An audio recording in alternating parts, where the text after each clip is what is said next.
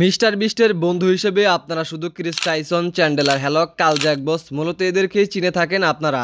তবে আপনি কি জানেন মিস্টার বিস্টের এমন একজন বন্ধু রয়েছে যার ধর্ম এমনকি দেশে একদমই ভিন্ন।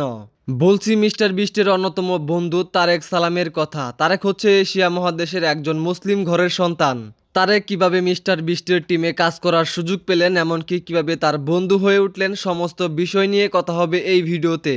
ভিডিও শুরু করার আগে ছোট্ট একটি অনুরোধ থাকলো, আপনি যদি আমাদের এই ইউটিউব চ্যানেলের নতুন দর্শক হয়ে থাকেন তাহলে অবশ্যই আমাদের ইউটিউব চ্যানেলটি সাবস্ক্রাইব করবেন। তাহলে চলুন আজকের এই ভিডিও শুরু করা যাক। বর্তমানে তারেক একজন আমেরিকান ইউটিউবার যিনি মিস্টার বিস্টের টিমের একজন গুরুত্বপূর্ণ সদস্য হিসেবে পরিচিত।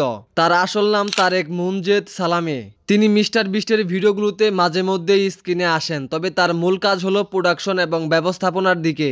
9 ডিসেম্বর 1994 সালে সৌদি আরবের একটি ফিলিস্তিনি জর্ডিয়ান মুসলিম পরিবারে জন্মগ্রহণ করেন এবং তিনি অল্প বয়সের উত্তর ক্যারোলিনার ইউয়েন্টারভিলে চলে আসেন, যেখানে তিনি সাউথ সেন্ট্রাল হাই স্কুলে পড়াশোনা করেন। তবে তিনি একজন স্ট্যান্ড আপ কমেডিয়ান হয়ে ওঠেন এবং একটি হাসপাতালেও কাজ করেন। তারেকের জন্ম সৌদি আরবে হলেও তিনি কিন্তু বড় হয়েছেন যুক্তরাষ্ট্রেই। তিনি মুসলিম ধর্মাবলম্বী এবং নিজের আরবি সংস্কৃতি ও পরিচয় নিয়ে গর্ববোধ করেন। এখন কথা হচ্ছে মিস্টার বিস্টের সাথে তারেক কিভাবে যুক্ত হলেন। তারেক ভার্সিটিতে পড়াশোনার সময় মিস্টার বিস্টের টিমে ইন্টার্ন হিসেবে কাজ শুরু করেন। পরবর্তীতে মিস্টার বিস্ট তার কাজের প্রতি নিষ্ঠা ও দক্ষতা দেখে তাকে স্থানীয় টিম মেম্বার হিসেবে নিয়োগ দেন।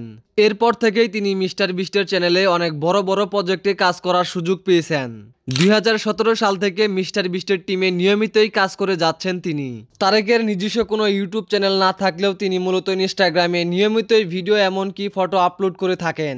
বর্তমানে তার ইনস্টাগ্রামে ফলোয়ারের সংখ্যা প্রায় 2 মিলিয়নের উপরে।